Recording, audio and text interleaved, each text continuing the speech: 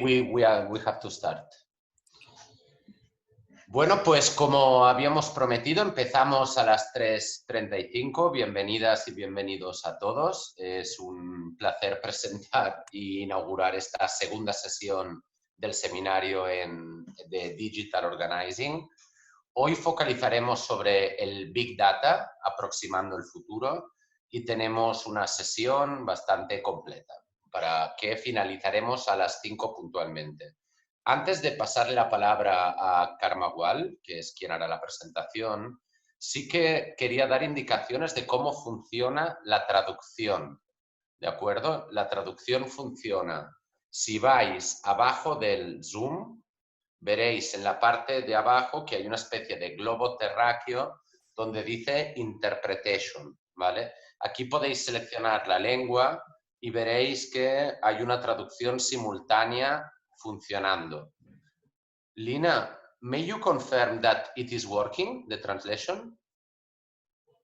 Because you wrote in the chat that Yes. it's not... Yes? Great. Ok, vale. Pues eso, entonces si tenemos a parte del equipo está en el chat, si alguien tiene algún problema con la traducción, os vamos ayudando, ¿de acuerdo? Pues sin más demora le paso la palabra a Karma Wall, que es la directora de la Agencia Catalana de Cooperación y una amiga con la que hemos tenido el honor de montar toda esta aventura de este seminario, y le paso la palabra. Karma. Gracias, Luca. La verdad es que ha sido un mes intenso en este sentido porque nos volvimos locos hace como a principios del mes y se nos ocurrió montar este seminario y yo creo que acertamos, al menos por la gente que había ayer y yo creo que la gente que se está conectando hoy también. Como decías, bueno, soy la directora de la Agencia Catalana de Cooperación, que conjuntamente con la organización que tú diriges, que es NOVAC, pues organizamos estos encuentros, ¿no? Bueno, primero de todo agradecer mucho a nuestros ponentes y a nuestras ponentes, que algunos han levantado muy temprano para poder estar aquí. Y muchas gracias a todas las personas que se están conectando ahora mismo y que tienen interés en lo que estamos hablando. Como decías, Luca, iniciamos esta segunda sesión de este seminario que hemos llamado Digital Organizing, ¿no? Que como ya comentabas tú, quiere dar un paso adelante en la línea que proponían en una conferencia hace poco Angela Davis y Naomi Klein, ¿no? Que llamaban a que en tiempos de crisis aprendamos a organizar un movimiento internacional que se construya a través del Digital Organizing. Y de ahí el nombre del seminario. Bueno, esperamos que resulte de interés, como lo fue el de ayer. Nos parece que fue bastante potente, ¿no? Todo lo que presentamos. Sabemos que hay muy poco tiempo para cada una de las intervenciones, pero un poco el objetivo era más crear la necesidad en la gente de buscar, ¿no? Y de conocer mejor cada uno de los temas. Volveré a repetir, ayer ya lo dije, pero hoy quería hacer un poquito más de énfasis. Bueno, Jeremy Rifkin, en una entrevista que le hacían hace poco, decía algo así como que tenemos que emprender la revolución hacia este Green New Deal global, ¿no? En un modelo digital de cero emisiones. Por lo tanto, hay que desarrollar nuevas actividades, empleos, reducir riesgo de nuevos desastres, ¿no? La globalización ha terminado tal y como la conocíamos y debemos hablar en términos de glocalización. Digamos que estamos en la crisis de nuestra civilización, pero que no podemos seguir pensando como hasta ahora, ¿no? Y necesitamos estas soluciones locales para desarrollar infraestructuras de energía, comunicaciones, transportes, de logística nuevas, ¿no? Él dice algo así como que estamos en la nueva revolución industrial, ¿no? Que es la revolución de Internet. Aquí las tecnologías nos deben permitir integrar un gran número de personas en un nuevo marco de relaciones.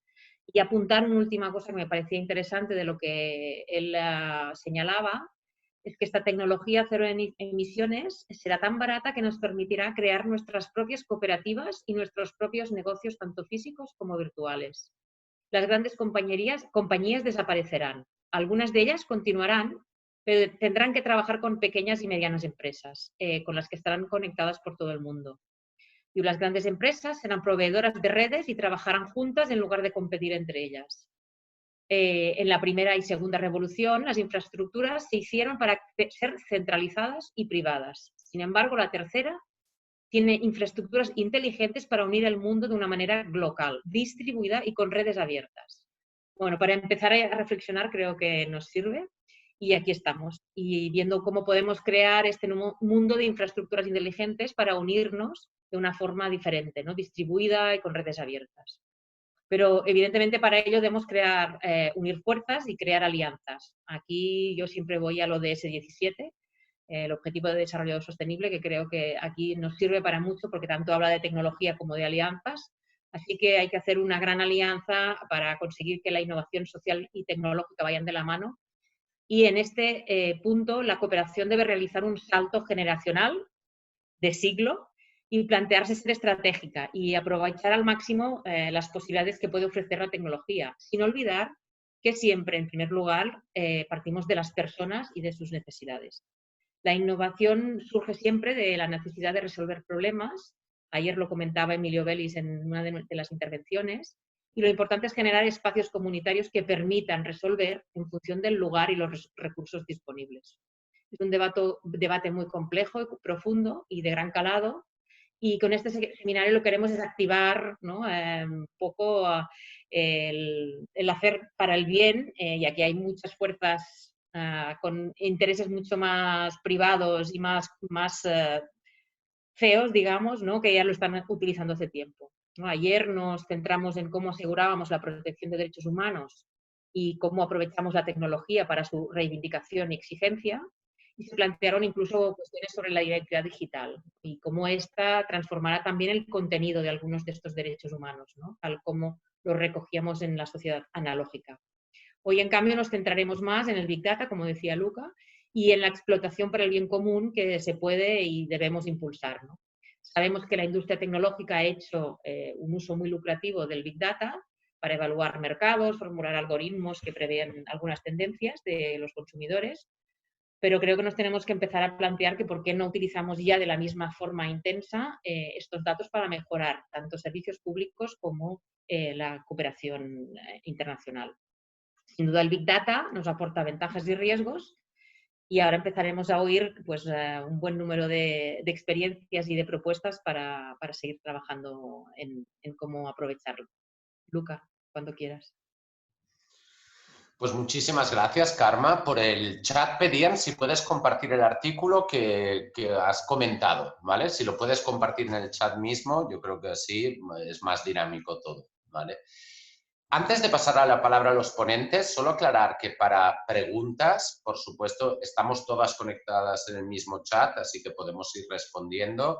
En todo caso, en función del tiempo, daremos tiempo para pasar la palabra a personas que quieran compartir su experiencia o hacer preguntas a las panelistas al término de las presentaciones. El mecanismo, lo iremos escribiendo, es levantar la mano. Bueno, no en la cámara, sino utilizando la herramienta del Zoom, ¿vale? Pues sin más dilación, empezamos a presentar experiencias de buenas prácticas del uso de Big Data y nuevas tecnologías, ya sea para la denuncia de violaciones de derechos humanos o para empoderar el trabajo por la justicia global. Le paso la palabra a Valeria Betancourt. Valeria es la coordinadora de la Unidad de Comunicación y Información de Políticas. Se nota que lo estoy leyendo en inglés y traduciéndolo al mismo tiempo, ¿de acuerdo?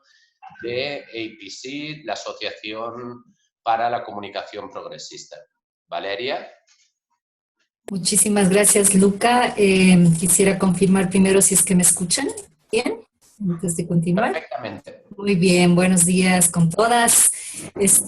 Bueno, ya Luca les decía, soy Valeria Betancourt, dirijo el programa de políticas de comunicación e información de la Asociación para el Progreso de las Comunicaciones. La APC es una red internacional de organizaciones de sociedad civil y de activistas, fue fundada en 1990. Este año teníamos planificado un evento grande de consolidación de movimientos sociales para celebrar nuestros 30 años, que bueno, va a ser postergado y del que escucharán seguramente pronto. Pero bueno, la APC trabaja desde hace 30 años en la construcción de comunidades estratégicas que contribuyan al desarrollo humano, a la justicia social, a los procesos políticos participativos, la equidad, la justicia social, mediante el uso de tecnologías de información y comunicación, tecnologías digitales, particularmente el Internet. Y no quiero entrar en materia sin antes saludar a todas, decir que en esta situación tan desconcertante y adversa que estamos atravesando, creemos firmemente que el trabajo que las distintas organizaciones, los distintos grupos de activistas han venido haciendo desde hace tantas décadas para abordar el tema de las inequidades, demandar justicia, incluyendo justicia social y económica, debe continuar. Y realmente espero que todas estén en las mejores condiciones posibles y manteniéndose a salvo y a buen recaudo.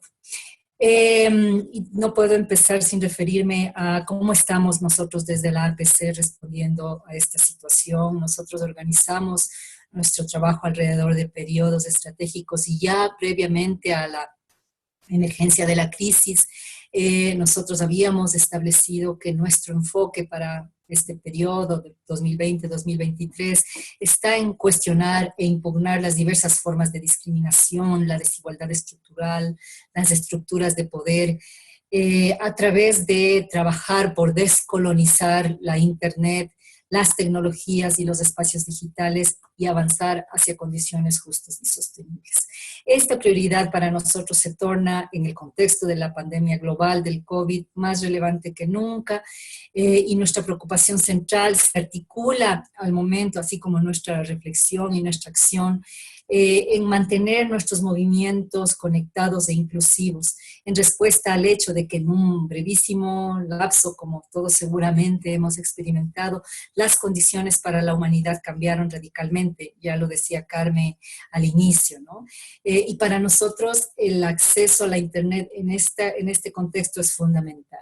El espacio en línea siempre ha sido un territorio en disputa y sin intención de simplificar cuestiones que tienen múltiples aristas, múltiples matices. Se podría decir que hoy más que nunca son evidentes estas dos posiciones que han estado siempre contrapuestas en el plano de la gobernanza de Internet. Esta posición que por un lado apunta a garantizar la prevalencia del interés colectivo en el acceso y el desarrollo de Internet a partir del reconocimiento, pero también del reforzamiento de su carácter público, abierto e igualitario.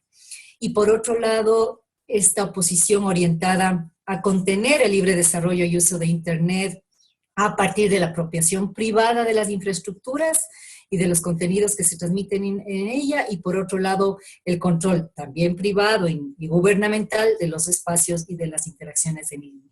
Y la pandemia ha sacado de manera más cruda a la luz lo devastador de esta disputa en el plano digital, pero obviamente también en el plano no digital. Las inequidades estructurales son más evidentes ahora que nunca y la crisis está dejando en claro que las personas cuya experiencia de vida se ha encontrado históricamente en la intersección de múltiples formas de discriminación y de exclusión estructural son las que sufren el impacto más grave de la pandemia. Y es ahora cuando la resiliencia colectiva se torna crucial y creemos que la Internet hace parte de esa resiliencia y para ello su acceso debe reconocerse como un bien público, de lo contrario será muy difícil que sea puesto en función no solo de la gestión de la crisis, sino de la construcción de esta nueva suerte de pacto social que vamos a necesitar hacia adelante. En ese sentido, la conjugación de esfuerzos para hacerle llegar los beneficios de un acceso completo, digamos, a toda la Internet, todo el tiempo, sin interrupciones, a todas las personas, es algo fundamental, pensamos nosotras, en las circunstancias actuales. Y ello no solamente tiene que ver con sortear cuestiones de acceso a infraestructura, capacidad de recepción de datos, sino sobre todo tiene que ver con usar esto como una oportunidad para repensar y avanzar hacia la creación de nuevas lógicas, de nuevos modelos.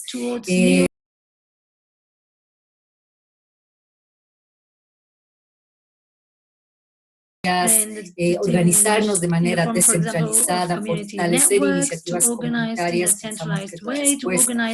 Y ahí hay hay experiencias bastante interesantes que podemos compartir con ustedes, las vamos a colocar a disposición de todos ustedes, cómo las redes comunitarias, por ejemplo, se tornan en una apuesta de autodeterminación sobre cómo habitar y gestionar nuestras vidas y nuestras existencias en el entorno en línea, más aún ahora en la que todo se está convirtiendo al ámbito digital.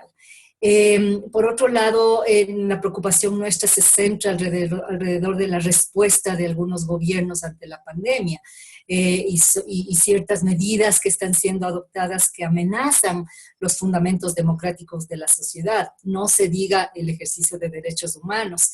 Vemos que no solamente no se está apuntando a salvaguardar el espacio en línea y la Internet como un bien público, sino que también se está minando la posibilidad de usarlo como facilitador o habilitador del ejercicio de derechos, ¿no? Estamos seriamente preocupadas por cómo algunas medidas socavan los fundamentos democráticos de la sociedad. Ya se mencionaba la cuestión de la vigilancia, es solamente uno de los aspectos que ilustra cómo en estado de excepción que estamos viviendo en la mayor parte de los países, se han adoptado algunas medidas que, si bien buscan ralentizar la propagación del virus, también plantean desafíos muy, muy serios en cuanto a la precautelación de la privacidad, en cuanto al uso ilegítimo y con propósitos bastante cuestionables de la cantidad de datos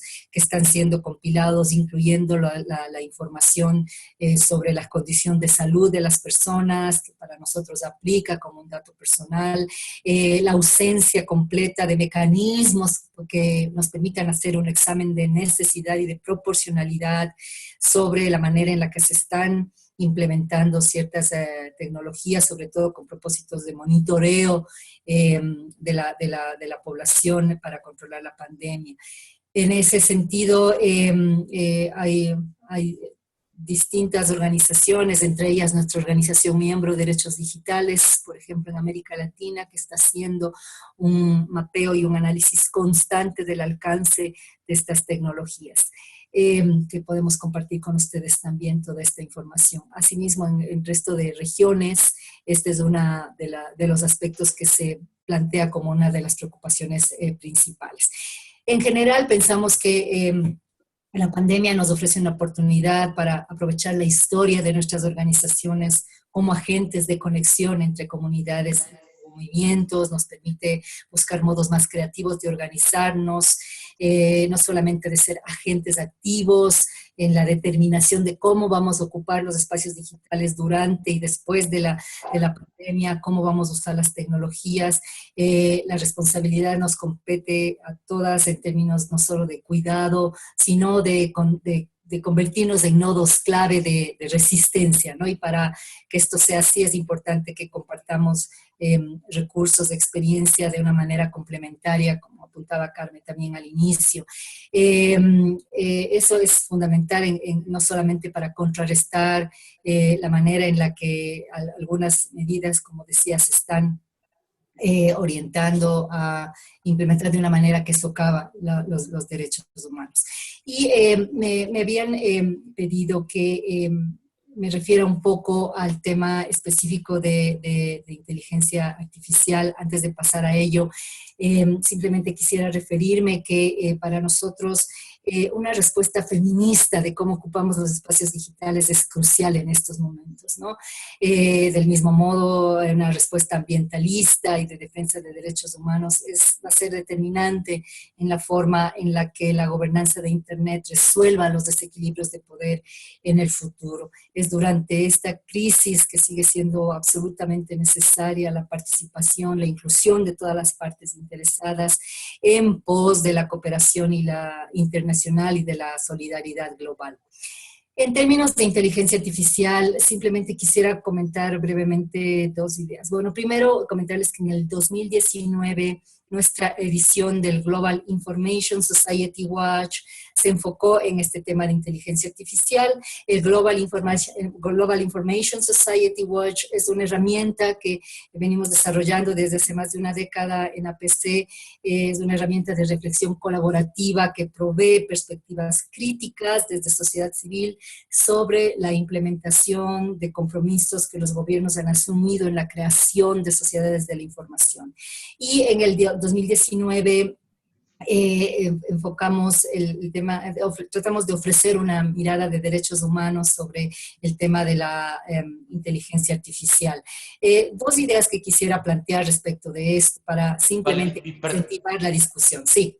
Valeria, perdón, te quedaría un minuto, lo digo para muy bien, organizarte. las planteo muy rápido. La primera es que hay que mirar, pensamos nosotros, la inteligencia artificial en su dimensión política. Es decir, asumir que no es neutra, que es falible, que se trata de sistemas que responden a determinantes socioeconómicos. Y en este sentido, pensamos que si bien hay distintos tipos de explicaciones de por qué los sistemas de inteligencia artificial son defectuosos y por qué algunos algoritmos son inherentemente inescrutables y opacos, hay una explicación transversal en la que conviene enfocarse y que se refiere a las relaciones de poder. Es decir, y no solamente a los sesgos que quienes están diseñando y escribiendo estos códigos transmiten, sino que hay un asunto que permea, digamos, a la aplicación y al diseño, al desarrollo de los sistemas de inteligencia artificial, que tiene que ver con las relaciones de poder y las deliberaciones que se incorporan en cómo son implementadas. En otras palabras, diseño, desarrollo, despliegue de inteligencia artificial son profundamente políticos y sus impactos no son monolíticos, portando una mirada granular de las realidades locales para entender el impacto de la inteligencia artificial es fundamental. Segundo, creemos que es importantísimo mirar desde el sur global, no como un lugar geográfico, sino como decía Boaventura de Sousa Santos, como una metáfora del sufrimiento humano causado por el capitalismo y el colonialismo a nivel mundial. Entonces las miradas anticapitalistas, anticolonialistas, antipatriarcales, antiimperialistas son entradas analíticas y políticas necesarias para discutir la inteligencia artificial y sus efectos. Esto nos permitirá mirar al tema no solamente desde las necesidades y los matices locales, sino que también arrojará ciertas pistas de cómo transitar el tema de la inteligencia artificial sin asumir que se deban imponer sobre el sur global soluciones tecnológicas que resulten en la exacerbación de desigualdades, inequidad, discriminación. Entonces coloco esos temas sobre la mesa para la discusión. Muchas gracias por el tiempo y quedo atenta de cuestiones y preguntas que puedan surgir. Valeria, muchísimas gracias por tu presentación y sin perder más tiempo le paso la palabra a Karina López. Karina es la directora de un think tank que se llama Digital Future Society, que es parte del Mobile World Capital. Karina. Hola, muchas gracias, Luca. Espero que me podáis escuchar bien. Voy, antes de empezar, a intentar compartir en mi pantalla. I'd like to try to share my screen and see if you can see it.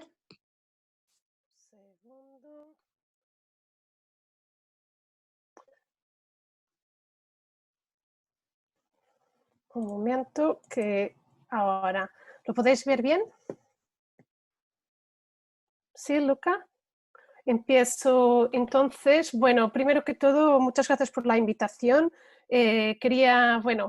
Recorremos un poco las cosas, algunos de los puntos que ha mencionado Valeria, pero me gustaría Some of the topics that Valeria mentioned, but I'd like to present Elena. Elena de España, que vive aquí hace 15 años, es madre soltera con 3 menores, a su cargo de 3, 8 y 11, y hay 3, 11 y 13 años, trabaja media jornada en un hospital, limpiando y sirviendo los desayunos por la mañana. Y hoy quiero hablar de Elena porque creo que es siempre más fácil pensar y bajar hasta una persona en concreto para hablar de esas zonas oscuras de los márgenes, de zonas que quedan muchas veces olvidadas a través de la recogida de los datos sobre brechas digitales. Y durante estas semanas escucharemos muchas cosas sobre COVID, pero también escucharemos sobre las brechas y las vulnerabilidades que nuestro sistema tiene. Y unas veces la ineficaz recogida de datos unas veces acontece debido a la simplificación que necesitamos para poder hacer ese ejercicio de recoger de datos, otras veces porque necesitamos adaptar los recursos que existen y también algunas veces por el propio desconocimiento de quien gestiona políticas públicas que buscan reducir las brechas digitales. Elena está viviendo la actual crisis como muchas otras madres solteras y familias. Es una crisis que ha sido inesperada, que está amenazando el frágil equilibrio que ella había conseguido en su vida. Decimos, no sabe dónde puede dejar sus hijos cuando va a trabajar.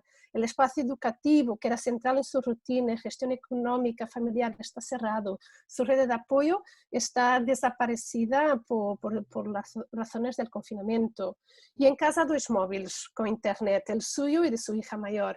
Y ahora mismo hacer el seguimiento de las clases de cole no es fácil. Pero mismo así, Elena es una ávida usuaria de las redes sociales. Usa Facebook para mantener el contacto con los suyos, también cuelga fotos suyas y de cuando va al parque con sus hijos en Instagram. Pero nunca ha hecho una compra online, no tiene tarjeta de crédito porque la ha dejado de usar, ni sabe si su banco le ofrece servicios digitales.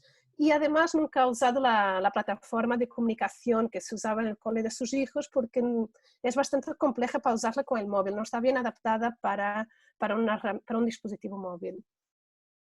Elena es una persona que trabaja en la primera línea de la crisis, como tantas otras madres, que le cuesta llegar al final de mes y además siente que sus hijos se perderán en la escuela durante todos estos meses por una mezcla de falta de ganas, la necesidad de tener al menos un ordenador en casa y también el apoyo limitado que Elena les puede dar. Elena se va a trabajar con la preocupación de una posible infección, pero también le preocupa estar fuera todas las mañanas con sus hijos solos en casa. Y además seguir por las tardes las tareas del cole, enviarlas a los profesores, acceder a los vídeos que comparten de explicación de contenidos. No está siendo fácil, la gestión familiar se complica un poco más cada semana que pasa y las tensiones crecen a diario entre sus hijos confinados en un piso pequeño de 40 metros cuadrados. Elena es lo que define en España como una trabajadora pobre. Y sus hijos pertenecen a los 30% de niños que tenemos en España que actualmente viven en situaciones de pobreza. Al mismo tiempo, y los datos tienen estas cosas, ¿no? Hacen parte de los 93% de españoles que acceden a la red. Y dentro de la fachada de edad de Elena, son 98% las mujeres que como ella acceden a Internet. Pero mirando estos datos, empiezo a plantearme varias preguntas, ¿no? Me surgen varias preguntas. ¿Cómo se cuentan cuántos niños de verdad no pueden hacer y seguir correctamente los contenidos educativos ahora mismo? Y las familias que tienen 2 móviles en casa con datos, ¿estarán incluidas en las 20.000 familias catalanas que necesitan urgentemente un ordenador e internet en casa para que sus hijos puedan hacer el seguimiento online de las clases? Y tener un ordenador en casa para 3 niños, ¿es el mismo que tener un ordenador por niño? ¿Y por qué la solución pasa necesariamente por la digitalización acelerada de un sector que no tiene ni contenidos centralizados en una sola plataforma, o ni los contenidos están adaptados a las características propias y necesidades propias del contexto digital? Y por último, ¿cuántos de vosotros ya habéis vivido estos mismos retos en vuestros hogares, ¿no? Con los niños ahora mismo y conciliar trabajo y todo además, sin además tener que añadir los retos con los cuales Elena convive a diario? Podemos hablar de Big Data, de datos a gran escala, o del potencial que nos ofrece la inteligencia de los datos, pero la cualificación, selección y lectura de estos datos es, en el mejor de los casos, muy compleja en el contexto de las brechas digitales. Yo creo que eso es algo que muchos de vosotros que trabajáis en el sector de la sociedad civil y organizaciones de tercer sector lo vivéis en vuestro día a día. Las métricas existentes se quedan muchas veces cortas. Es decir, analizar y comprender las diferentes brechas y los retos digitales a que se enfrentan ahora mismo Elena y sus hijos, si la base de análisis son los índices generales que miden la inclusión digital en España y otras partes del mundo, no llega. Hace unos meses nosotros analizamos conjuntamente con la Universidad de las Naciones Unidas, 9 de los principales índices a la escala global que miden la inclusión digital. Pero medir esta inclusión no es tan simple como contar cuántos ciudadanos tienen acceso a Internet o a un dispositivo digital. Sin embargo, muchos de estos índices existentes se centran en esta dimensión. Quiere decir, tenemos datos muy sólidos para medir la inclusión digital en términos de calidad de acceso y accesibilidad, pero en su mayoría los datos carecen de granularidad, de un fuerte enfoque regional y local, como Valeria nos comentaba. Barcelona, por ejemplo, es una ciudad con alto índice de conexión y uno de los principales centros globales de la industria digital. Pero los datos recogidos barrio a barrio, como es visible en un estudio que realizamos en la Mobile World Capital en 2016, reflejan una realidad mucho menos homogénea. Necesitamos más granularidad en los datos y un mayor enfoque local para de verdad comprender de qué brechas hablamos y en cómo podemos actuar sobre ellas desde la proximidad.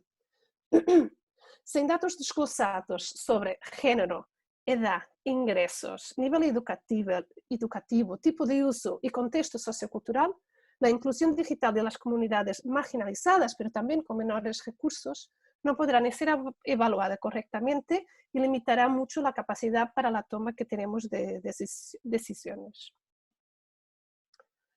La brecha digital, que tradicionalmente se ha definido como la brecha de entre quien tiene y no tiene acceso a la infraestructura y dispositivos digitales, es hoy formada por varias brechas, casi siempre relacionadas con la necesidad de alfabetización digital. ¿Y qué es esta alfabetización? Esta alfabetización se define como las habilidades necesarias para que un usuario pueda acceder y usar dispositivos digitales y contenido con seguridad. Karina, perdona, te quedaría un minuto. Perdón, es fatal interrumpir, pero es que no sé cómo hacerlo distinto. Vale, vale.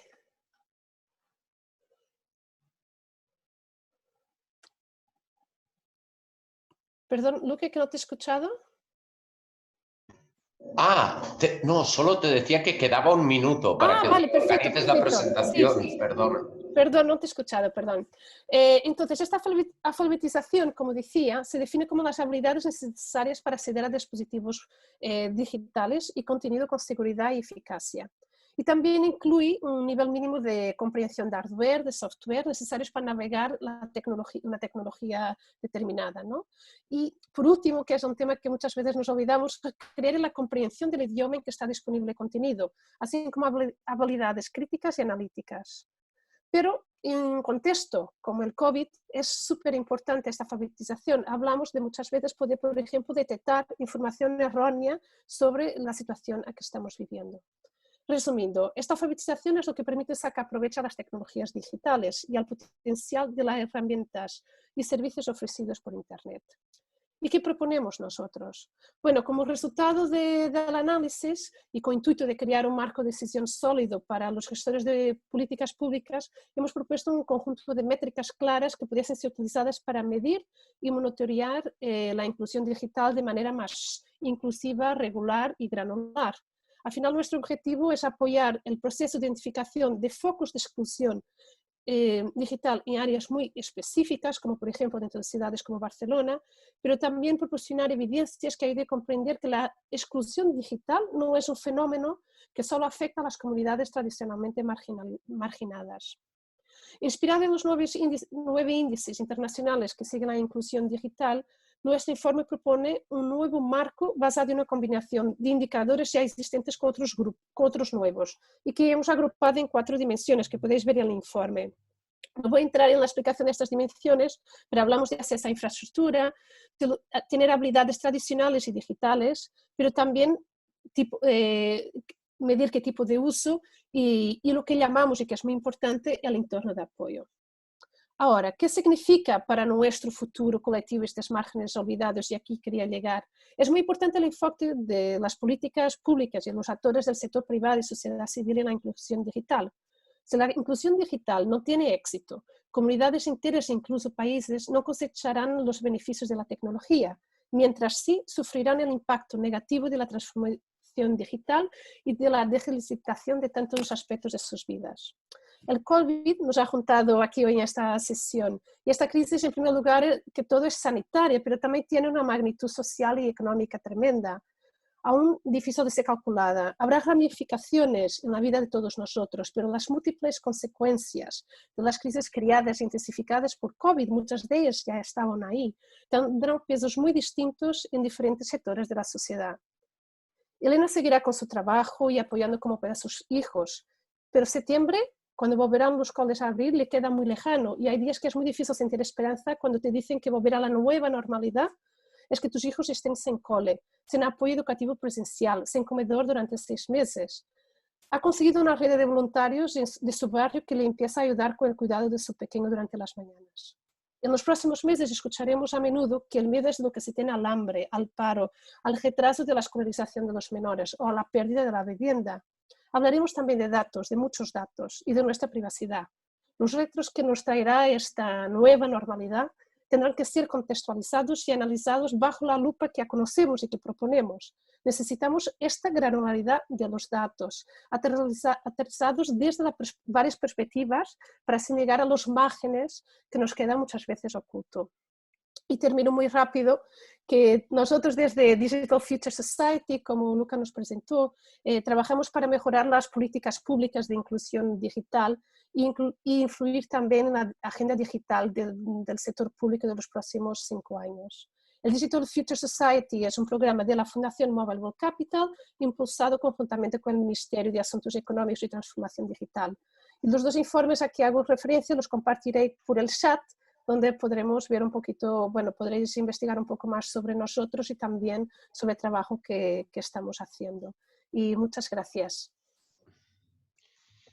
Muchísimas gracias, Karina. Solo avisar, digamos, a las ponentes, de hecho había varios que lo preguntaban por el chat, que todas las presentaciones y documentos que vamos mencionando los estamos recopilando y se enviará por mail a todas las personas asistentes, ¿de acuerdo? Si podemos, mañana mismo por la mañana, ¿vale? Para tener las últimas 2 sesiones. Pues sin más dilación, paso la palabra a Iván Caballero. Iván es el fundador, de CityBits y se define como emprendedor tecnológico.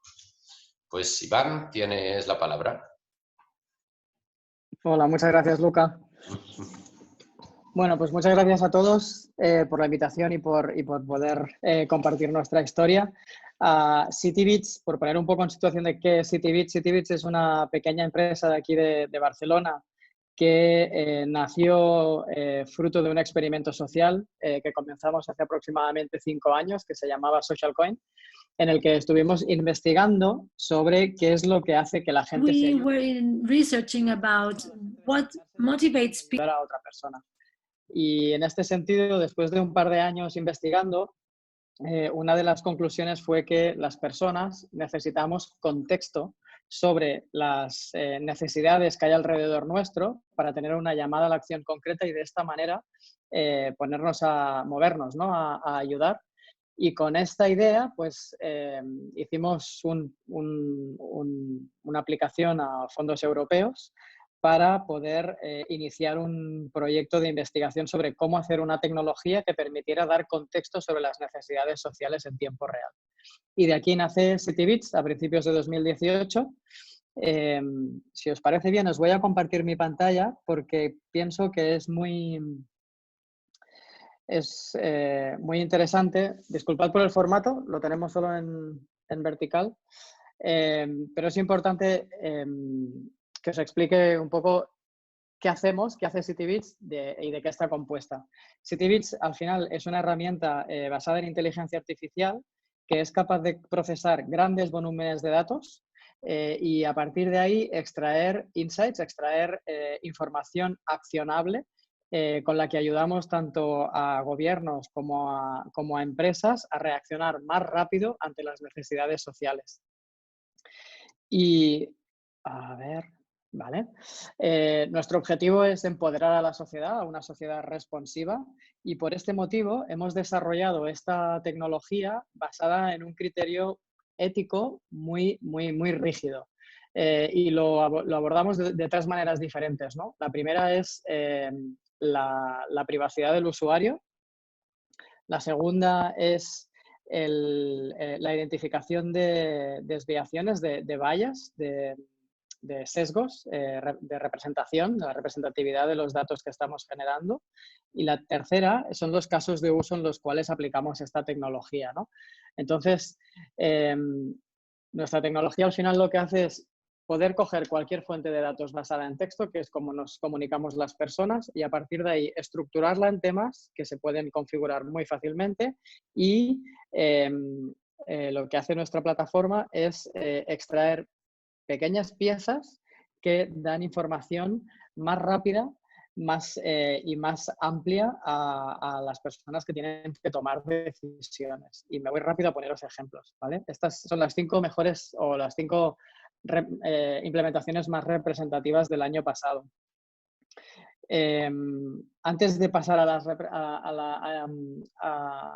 a los ejemplos, sí que quería explicaros un poco que se ha desarrollado toda esta tecnología basada en la teoría del cambio, en la cual nosotros abordamos con la información que procesa CityBits, atacamos directamente la diferencia, o sea, el tiempo de respuesta o el tiempo en el que un gobierno recibe la información o los costes que se necesitan para recoger información o el número de voces que podemos incorporar o el número de ciudades y regiones que queremos incorporar en un modelo. Y sobre todo nos medimos en las políticas que se han informado con nuestra tecnología y en los budgets que se han informado. De esta manera podemos llegar a métricas como las que os muestro ahora, ¿no? En 2019 hemos informado más de 150 millones de dólares en todo el planeta, ¿no? Hemos conseguido que gobiernos y empresas reaccionen 90 días antes de media a las necesidades ciudadanas. Hemos podido recoger información en 30 países y hemos recogido más de 30 millones de voces. Y por ir directamente a los casos, el primero es en Dublín. Estamos trabajando con el gobierno en Dublín para poner a los ciudadanos en el medio de las políticas públicas, ¿no? El gobierno de Dublín de alguna manera quería tener procesos mucho más participativos y se daba cuenta que con las actuales plataformas pues siempre la información quedaba muy sesgada y era poco representativa, con lo cual a través de Smart Dublin hemos podido recoger muchos más datos y hemos podido darles información que es muy representativa, sobre todo en aspectos sociales. ¿Vale? Algunos de los insights están siendo capaces de recoger información 90 días antes y han incrementado el feedback cívico en más de 250 veces. ¿Vale? Con Dublín seguimos trabajando, ayudándoles. Otro ejemplo relacionado con inclusión social aquí en España es que estamos trabajando con la Fundación 11 para identificar áreas en las cuales o infraestructuras en las cuales Iván, perdona, ¿Sí? que es fatal interrumpir, pero te queda un minuto para que lo supieses. Vale, perfecto. Jolín, se ha hecho muy corto esto. Estamos ayudando a la Fundación 11 a identificar infraestructuras que no están bien adaptadas y quien nos está informando son los ciudadanos. Recogemos información de Internet en general y a partir de ahí identificamos infraestructuras que no están bien acondicionadas. 250 veces más la detección de infraestructuras no acondicionadas. En España estamos trabajando con datos de geolocalización, ahora que está tan de moda con todo el tema del virus, ¿no? Para detectar cómo los desastres naturales están afectando a la vida diaria de las personas. De hecho, cogemos los datos de geolocalización de Telefónica, de Luca, los mezclamos con datos más cualitativos y a partir de ahí podemos sacar modelos que permitan cubrir más municipalidades y sobre todo informar a los budgets que se tienen que usar para reparar las infraestructuras dañadas. Otro ejemplo en Latinoamérica, y me voy a quedar aquí porque luego os pasaré un enlace que pienso que va a ser interesante para todos. Nuestro principal inversor es el BID, el Banco Interamericano para el Desarrollo, y con el BID estamos monitorizando toda la región, toda América Latina, para identificar problemas sociales en los cuales ellos puedan realmente aportar, con sus iniciativas, aportar más impacto. De hecho, el proyecto más reciente es un observatorio sobre percepciones ciudadanas alrededor del COVID, que está online. Ahora os pasaré el enlace, en el cual medimos en 26 países todas las necesidades sociales en tiempo real y las iniciativas que impactan de una manera más importante en cada una de esas problemáticas, ¿vale? Os invito a verlo ahora cuando os compartan el enlace. Y nada, yo pienso que hasta aquí mi aportación. Os agradezco un montón haber estado escuchando y abierto a cualquier pregunta. Muchísimas gracias, Iván, por la presentación y por ajustarte al tiempo. Solo decir que algunos de vosotros me habéis escrito a través del chat diciendo que, bueno, creo que está bien aclarar algo, que es que cuando decíamos que os enviaremos por mail todos los informes, por ejemplo, los que ha presentado ahora Iván, ¿de acuerdo? Sabed que esto lo utilizaré, los mails vienen de la inscripción, digamos que está a través de una plataforma de software libre y por supuesto los utilizaremos solo en este caso, que la idea de ninguna manera es acumular emails para darle usos, que por supuesto damos apoyo al derecho a la privacidad en los mails, ¿de acuerdo? Aclarado esto, le paso la palabra a Lina Hegazi. Lina Hegazi está ahora mismo en Ramallah, en Palestina, ¿vale? Que es una ciudad que queremos mucho. Lina es la coordinadora de incidencia e investigación de Hamle, que es el centro árabe para el avance de las redes sociales, que es parte de la misma red, de hecho, de APC, en la que están pues, Leila Nashawati y Valeria Betancourt, de la primera, que es una de las entidades impulsoras de este seminario. Pues sin más dilación, Lina. Lena. Thank you, Luca, and thank you for that great invitation. I will do my best to cover everything I wanted to focus on during this short period of time. Durante estos 10 minutos que tengo. Como las respuestas al coronavirus, se ha habido todo tipo de respuestas y todo ello ha llevado a una violación de los derechos humanos y digitales. Muchas personas online y offline se han convertido en personas mucho más vulnerables porque están encerradas en casa y se les ha exigido que lleven sus vidas en unos entornos muchísimo más peligrosos. Los palestinos siguen siendo vigilados como pasaba antes, pero ahora esto va mucho más rápido porque muchos gobiernos están utilizando esta excusa del coronavirus para aumentar la vigilancia sobre la población. En el caso de la ocupación israelí, los palestinos siguen viviendo en un entorno en el que se ven sus derechos, son violados y también que tienen dificultades para acceder a sus servicios. Por ejemplo, los palestinos que quieren asegurar que el permiso para estar en Israel sigue siendo válido, pues tienen que permitir que el ejército registre en qué lugar están. En Israel, las preocupaciones sobre la privacidad se relacionan especialmente con que se está empezando a utilizar la tecnología de rastreo de los teléfonos móviles, cosas que se han utilizado para rastrear a los palestinos tanto en Gaza como en Jerusalén. Eso también tiene que ver con las medidas de seguimiento que está utilizando Israel para hacer un seguimiento de la pandemia. Pero también existe una gran preocupación sobre los planes de Netanyahu para seguir... Lina, perdona, lo siento.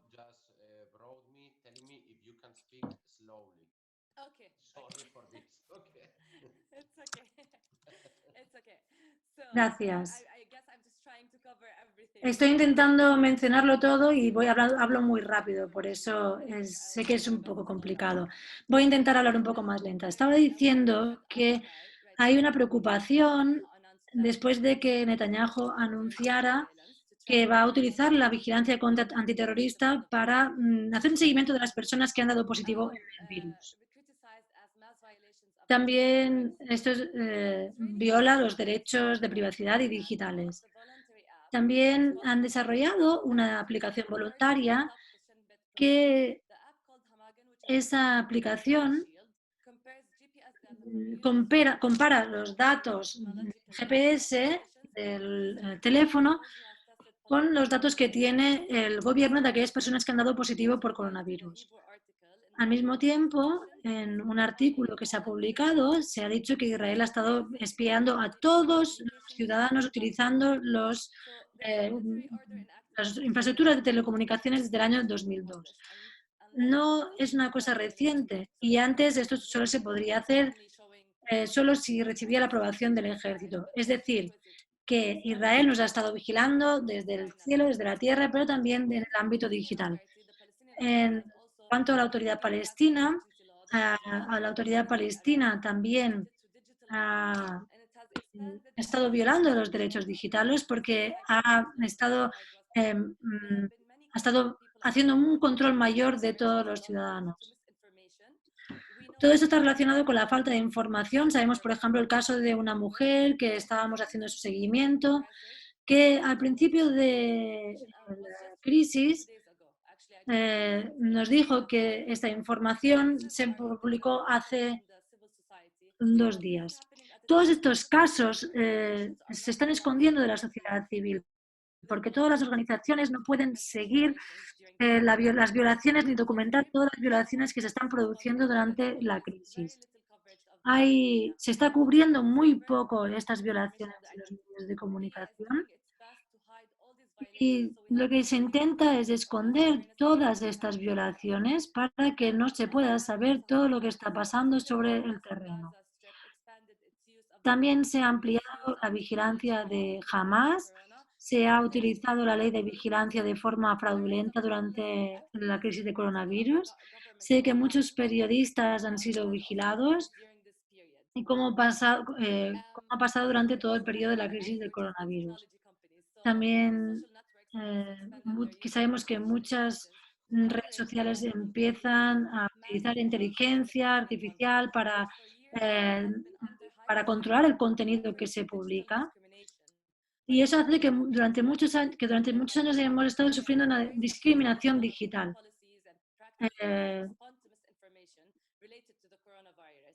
Esto también se ha ampliado durante esta crisis del coronavirus.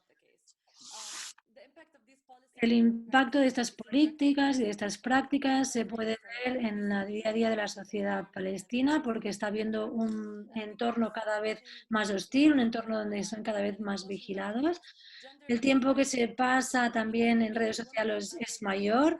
También crece la violencia de género porque las mujeres son especialmente vulnerables.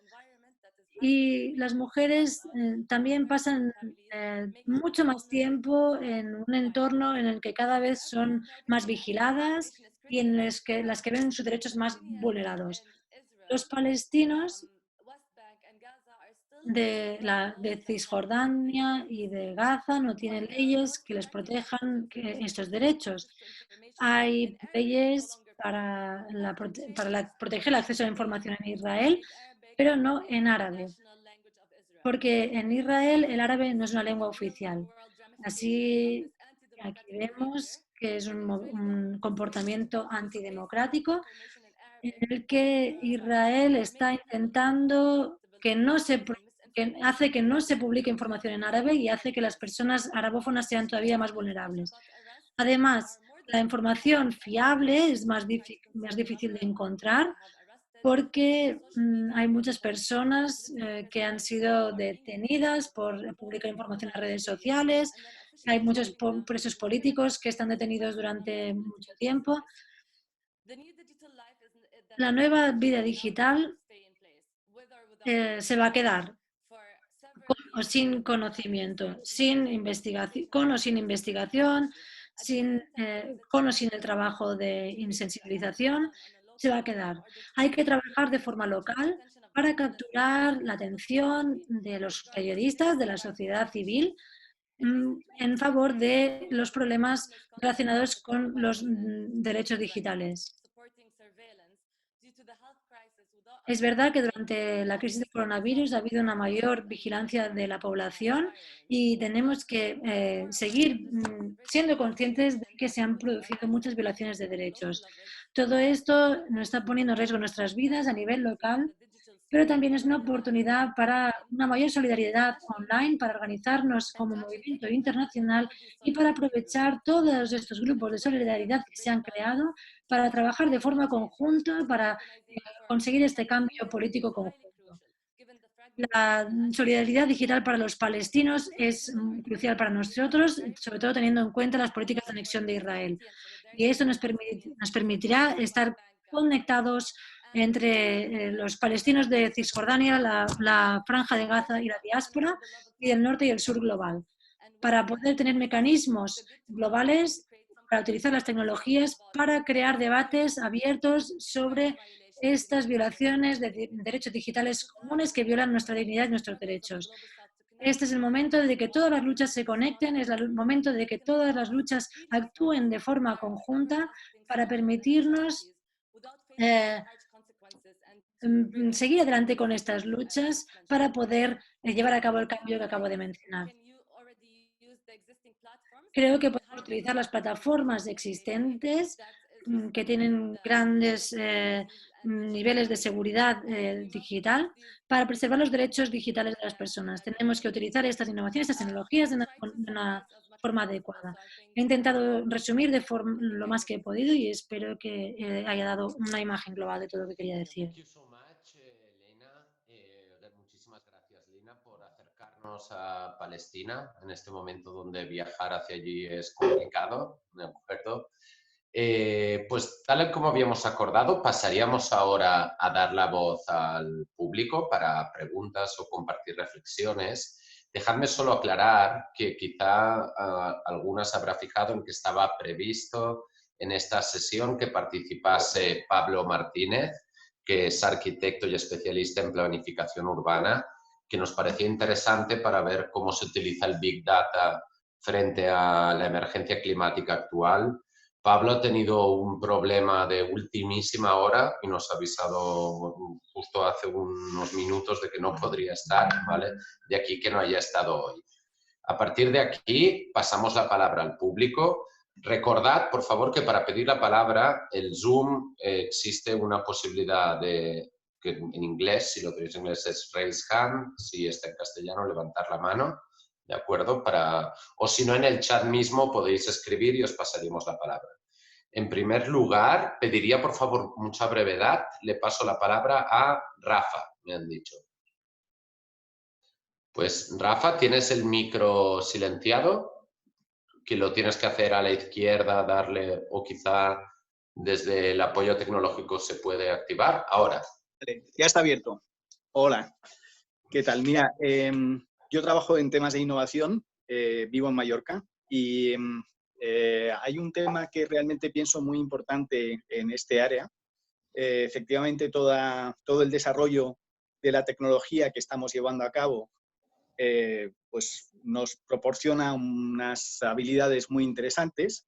Sin embargo, también como ha podido estar señalando Lina en su discurso y como está ocurriendo en muchos momentos, pienso que el dedicar tanta energía y tanta cabeza en estas circunstancias, y no por el coronavirus, sino en general por el momento en el que vivimos y al que hace mención Jeremy Rifkin en el artículo que ha mencionado antes Carmen, que es mucho más importante hoy en día desarrollar una inteligencia social que no tanto una inteligencia artificial, y que si nos tenemos que apoyar en esa inteligencia artificial, desde luego hay algo que sinceramente creo que me sobra en cuanto a inversiones y a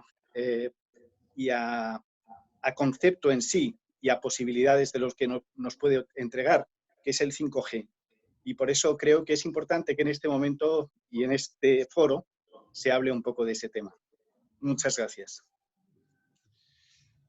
Pues muchísimas gracias, Rafa.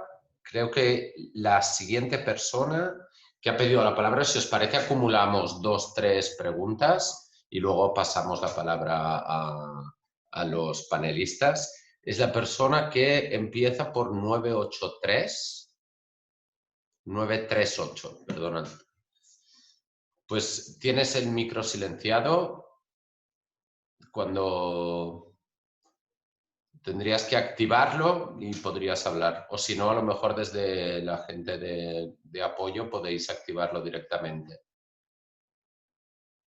Para ser claro, es que no sé, no puedo leer el nombre.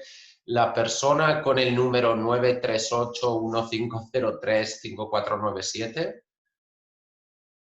tiene que activar el micro para hablar. Vale, pues no sé, hay un problema. Vale, pues vale, veo que no puede ser esta opción. No sé si hay alguien más que haya pedido la palabra. Vale, pues entonces, a ver, es que me lo están escribiendo por el chat, ¿eh? Vale, me dicen que no hay nadie más que haya pedido la palabra, a menos que me digáis lo contrario. Entonces, hay una pregunta para Iván Caballero en el chat, ¿de acuerdo? Que pregunta, se sabe que los métodos de geolocalización no son muy anónimos, tienen un plan ético de recogida de datos y si es así, es público. Muchas gracias. Pues devuelvo la palabra a los panelistas para responder a estas 2 preguntas. Karina dice que con gusto puede referirse al 5G. No, Valeria. Bueno, solo indicar que lo que gustaría comentar es que tenemos que pensar que al final tanto la inteligencia artificial, que no es algo nuevo, es solo la escala con que lo estamos usando, como 5G, son herramientas, ¿no? Son tecnologías que tú tienes que poner al servicio. Cómo las usas es el cambio que hace.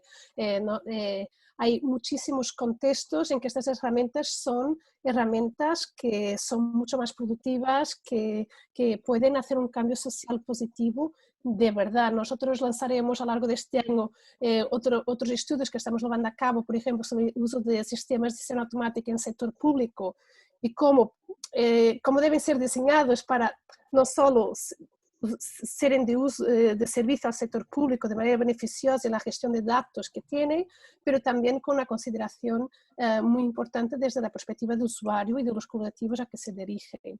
Pero al final es como tú lo pones al servicio y nosotros creemos que detrás de la inteligencia artificial es necesaria ver esa también inteligencia social, ¿no? Y la inteligencia del colectivo. Y en relación a 5G es el mismo, quiero decir, el 5G es una tecnología nueva que estamos probando, que casos de uso hay, pero tenemos que pensar que es una tecnología que de la misma manera va a tener, por ejemplo, un impacto, una huella ecológica, un impacto de una pegada de carbón, también aporta una mejoría en muchos de los servicios y de las operaciones que se hacen a nivel industrial, que de verdad va a traer muchos frutos y es muy relevante en relación a la lucha contra la emergencia climática. Entonces, al final tenemos que dar un paso atrás y pensar que estas tecnologías son herramientas. ¿Cómo las vamos a usar? Es lo que cambia. Quiero decir, la tecnología no nace ya con una perspectiva negativa y creo que muchos de nosotros que intentamos herramientas para ayudarnos a mejorar el impacto del trabajo que hacemos, lo vemos siempre de esa perspectiva. Gracias, Karina. Antes de pasarle la palabra a Iván, Valeria ha comentado que quería responder también a la misma cuestión sobre el 5G. Cómo no, muchísimas gracias.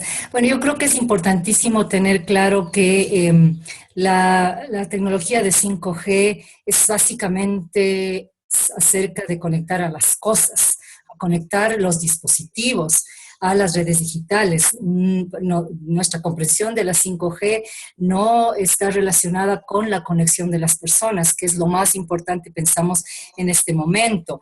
Entonces, la 5G tiene que ver con esta habilidad de conectar a los dispositivos y que ellos hablen entre ellos de una manera muy efectiva. Ahora, obviamente,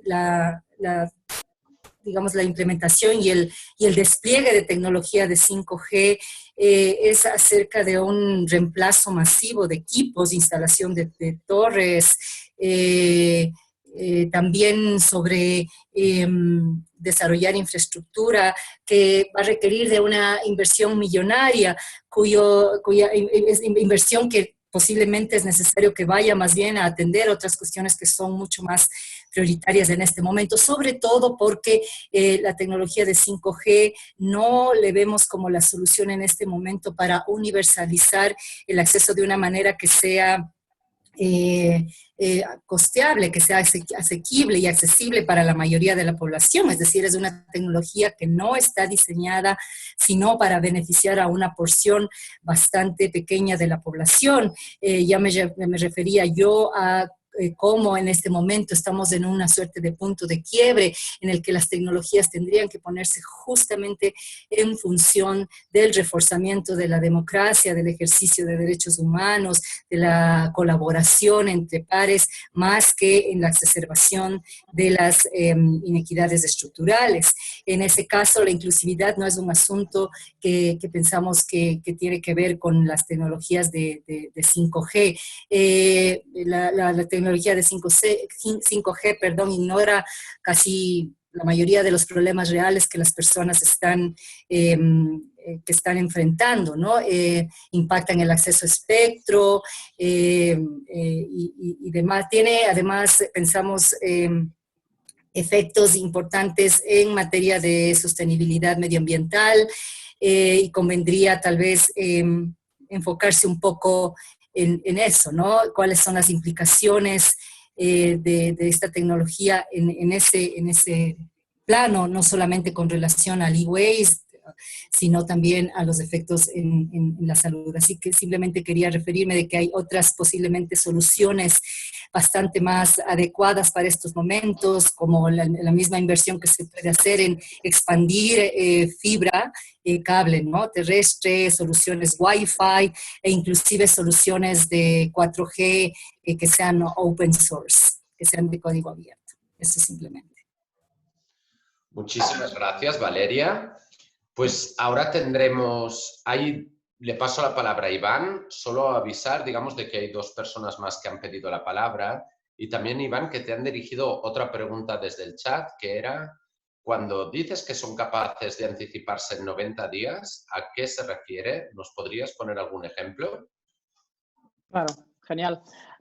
Pues la primera, sobre privacidad. Primero, remarcar que estamos en Europa, que tiene el marco regulatorio más, vamos a decir, más completo del mundo, y España, que tal vez es la zona geográfica que lo aplica de una manera más intensa. Entonces, nosotros, ¿cómo aseguramos la privacidad? Nosotros lo aseguramos básicamente no recogiendo datos personales, con lo cual, a partir de ahí, todos los datos que entran dentro de nuestro sistema están totalmente protegidos, ¿vale? De hecho, incluso los trozos de texto en los cuales descomponemos el texto que entra quedan descompuestos, con lo cual no son trazables luego cuando damos los outputs. No sé si me estoy explicando, pero en cualquier caso no entra información personal. Y si hay información geolocalizada, de geolocalización, está relacionada a un texto o está relacionada a un lugar al que se ha hecho referencia en ese texto. Con lo cual, en principio, el usuario es que no entra dentro del sistema, con lo cual está totalmente protegido. Vale, esto por un lado. Por otro lado, os explicaba que nosotros trabajamos en base a la teoría del cambio, en base a 6 elementos con los cuales medimos el impacto de nuestros proyectos. El primero es la diferencia o cómo mejoramos el tiempo de recoger feedback, o cómo mejoramos los costes de recoger feedback, o el número de voces que estamos incorporando en un modelo, ¿no? Entonces, siempre nos comparamos con los métodos actuales. Si, por ejemplo, la ciudad de Dublín está tardando 4 meses en iniciar una encuesta o en hacer una call por web, recoger todos los datos y procesarlos y sacar un informe o tomar una decisión, cuando decimos que lo mejoramos en 90 días es que el Ayuntamiento de Dublín puede responder 90 días antes generando una política respecto a métodos tradicionales. Por poner otro ejemplo muy rápido, también estamos trabajando con un regulador en Kenia que lo que hace es comprobar de más de 30 entidades bancarias financieras en toda Kenia cuál es la calidad del servicio que dan a la base de la pirámide. Y lo que hacen estas entidades es darle el 20% de la transcripción de las llamadas. Ahora estaban tardando más de 6 meses en iniciar una investigación cuando había una caída de servicio en una entidad bancaria hacia un colectivo en concreto. Nosotros hemos conseguido que esto se reduzca en 5 meses. O sea, ahora en 1 mes pueden iniciar una investigación. Y por tanto se han incrementado en más de 1000 veces el número de investigaciones que generan para mejorar la calidad del servicio de esas entidades bancarias. Espero haberme explicado bien. Te has explicado perfecto, Iván.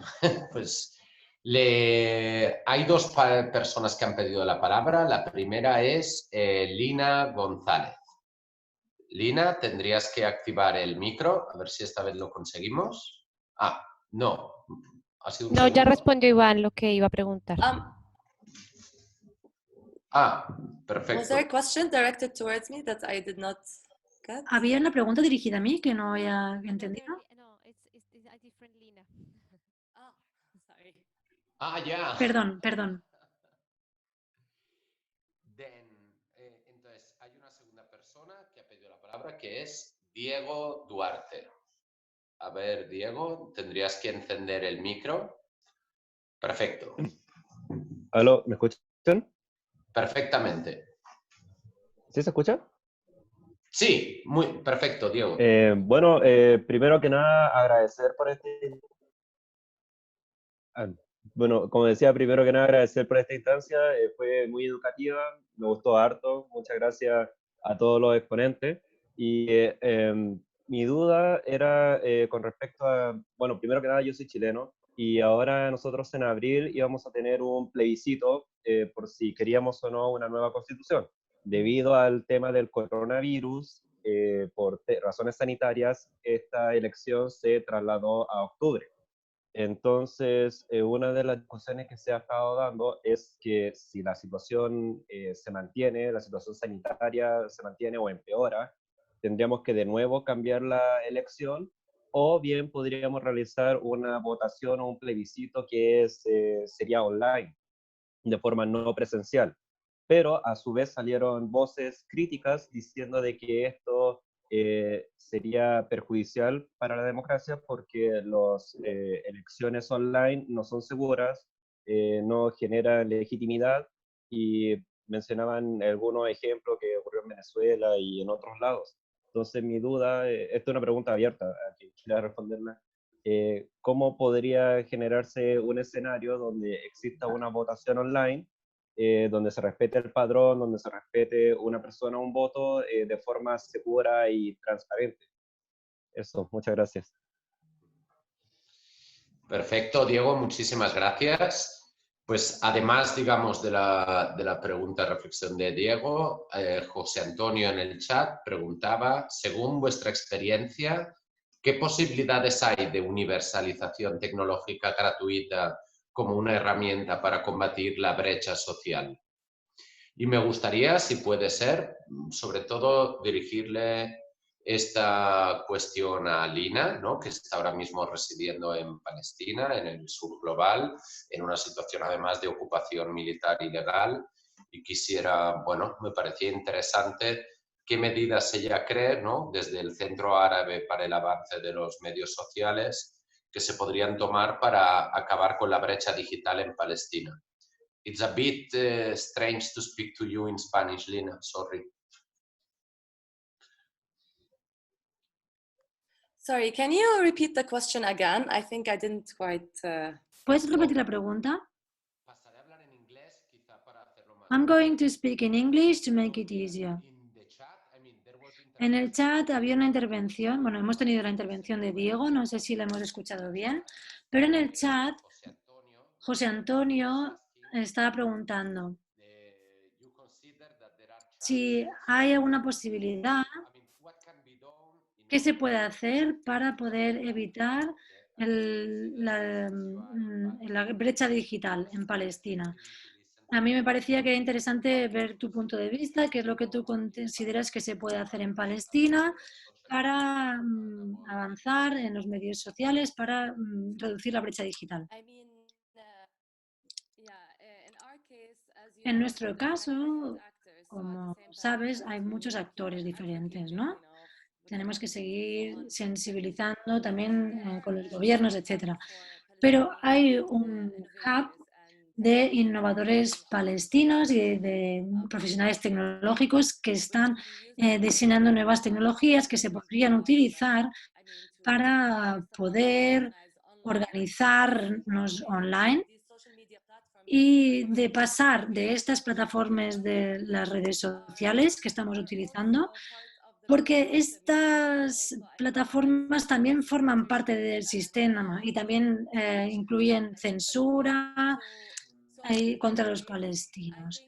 En nuestro caso, creo que se trataría de buscar tecnologías alternativas que se podrían connect with other people, because this is, in the case of Palestine, since we are so fragmented, actually digital organizing would be the best case scenario, you know. So I mean, with the help and the guidance of these people that are, you know, digital security people, hacktivists that do ethical hacktivism and so on, like there could be a lot of new ways that could help, you know, like dissolve this digital divide. I don't know if I quite answered your question, but yeah. Yes, of course. Pues sobre la reflexión de Diego o la pregunta de José Antonio, ¿alguien quiere hacer alguna intervención? Luca, se podría solo aportar 2 líneas porque el informe que nosotros hemos terminado sí que habla de las brechas digitales. Yo creo que primero que todo lo que hay que comprender es que hay muchas brechas. Estamos hablando de múltiples brechas que necesitan estrategias muy distintas para ser resueltas, ¿no? Una cosa son las brechas del contexto que Lina hablaba, ¿no? Activistas, gente que está trabajando en el terreno y que necesita herramientas open source, herramientas con una seguridad muy específica para que puedan colaborar y unir fuerzas y crear más impacto a través de su trabajo, ¿no? Pero después tenemos brechas como Elena, la persona que hablaba y que refleje la vida de tantas personas que viven en los barrios, en los afueras de las grandes ciudades de España, que sí que son usuarios ávidos de Internet, pero que no tienen las herramientas para poder sacar provecho de esa misma Internet, ¿no? Y que al final tenemos que llegar a través de cuáles son sus necesidades básicas y cómo esta herramienta puede alimentar, a proveer, a cubrir algunas de esas necesidades. Yo creo que la parte de necesidad es un punto de partida esencial, ¿no? Con el COVID estamos todos leyendo historias de digitalización acelerada de colectivos que otras veces ha sido muy difícil de llegar hacia ellos con herramientas digitales. Por ejemplo, una de las historias más interesantes que he leído ya de diferentes contextos religiosos, pero es gente que quiere poder seguir sus tradiciones culturales y religiosas y que está usando Zoom y otras herramientas digitales porque no puede ir no se puede hacer las agregaciones de domingo y las celebraciones que hacen durante estos meses, ¿no? Y tenemos ahora el Ramadán también para la comunidad musulmana. Quiere decir, es una forma acelerada de poder reducir algunas brechas. Entonces, habrá oportunidades también en este momento de crisis de COVID de reducir algunas brechas, pero creo que el punto esencial es comprender que hablamos de brechas muy distintas y que para cada colectivo y para cada contexto sociocultural, socioeconómico, necesitaremos de una estrategia muy distinta. Sí, Luca, es Valeria, tal vez me puedo referir un poco a lo que comenta Karina. Para cerrar mi intervención, es así, las brechas son muy distintas y las necesidades son diferentes en cada contexto. Pensamos que es importantísimo presionar e incidir para que los entornos regulatorios y de política pública habiliten la posibilidad de coexistencia de distintas respuestas, de distintos modelos. No estamos hablando de reemplazar un modelo por otro, es obvio que vamos a tener que seguir apoyándonos en los grandes modelos de conexión, por ejemplo, a Internet o de provisión de servicios de Internet de las grandes proveedoras, pero estamos hablando también de la posibilidad de en este momento habilitar condiciones para que las iniciativas comunitarias, no solamente de provisión de infraestructura, de generación de contenidos, de provisión de alternativas distintas, existan y coexistan con esos otros modelos en un entorno que sea favorable y no en marginalidad como sucedió en muchos de nuestros países, por ejemplo, con los medios comunitarios. Así que es importantísimo que también iremos y generemos propuestas de política pública, propuestas regulatoria, evidencia generada por investigación que sustente esta posibilidad de contar con la coexistencia de distintos modelos para dar respuestas a los distintos tipos de brechas y a los distintos tipos de necesidades. Perfecto, I would like to Valeria. also add on something. Yes. I mean, when it comes to accessibility of internet, of course, like we have a huge problem when it comes to digital illiteracy. So there are many disadvantaged areas in Palestine that do not have, cannot reach the internet, that don't have accessibility to the internet. And as you may know, also the ICT infrastructure is controlled by Israel. So many things are like, we cannot move around and we cannot really que no podemos acabar de controlar, que no podemos cambiar, que no podemos move a step towards something better just because of these constraints and these controls. So obviously, like, there needs to be a global pressure as well happening on the Israeli government that will allow some freedom when it comes to these things. Like, you have high digital illiteracy, but at the same time you have so many Palestinians that use Facebook, but they don't know the threats and the risks that are put into. And so many Palestinian youth are being arrested based on this artificial intelligence algorithms, right, that censor and that also cause, the arresting of these Palestinians. So we need to work on the mass awareness and of course also have this global pressure being put on Israel because, as I said, the ICT infrastructure is controlled by it. So we just got 3G like last year, right? And the world is talking about 5G. So this is a huge problem that cannot be done alone by without the world. So it's time for the world to step in and take in concrete action towards this. And from our side, as a Palestinian community and civil society, we try to do our best to meet these the needs of the people. As Karina said, we need to first identify and assess the needs of the people.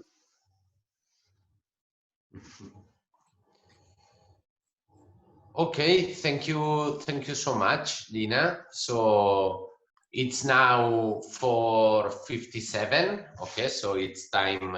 Our commitment was to finish at 5.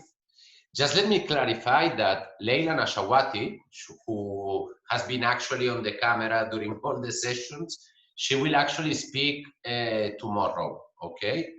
And just let me say that to remember to all of you that tomorrow also at 3:30 we will meet again, okay? The topic that we will discuss tomorrow. Ay, perdón, estoy hablando en inglés, no sé por qué, bueno, porque he engarzado con Lina y ya me quedo pensando en inglés. No, vale, pues os decía que mañana seguiremos con el seminario de Digital Organizing, ¿de acuerdo? La idea de debate de mañana es centrarnos en la comunicación. Entendemos que muchas de vosotras y vosotros estáis participando en movimientos sociales, ONGs, y lo diré de la mía, digamos, para que nadie se sienta ofendido, pero sí que siento que hay cierta tendencia en los movimientos sociales a quedarnos a hablar, e intentar convencer a los ya convencidos, ¿no? Esto que en términos comunicativos se llama la cámara de ecos, ¿no? Que nos quedamos en torno a un 30% de la población. Pues el objetivo de la sesión de mañana sería ver cómo podemos romper esta barrera del 30% para llegar a un público mucho más amplio, ¿de acuerdo? Y será mañana a las 3:30. Recordad que enviaremos y compartiremos todas las presentaciones a través del Google Drive. Prometemos que utilizando los mails una sola vez, ¿de acuerdo? Y muchísimas gracias a todas las ponentes, especialmente a las personas que habéis estado lejos, a Valeria en Ecuador, a Lina en Palestina y por supuesto a todas las demás, ¿de acuerdo? Por haber estado con nosotras. Muchísimas gracias, cuidaros mucho, ¿de acuerdo? Un abrazo enorme. Hasta mañana.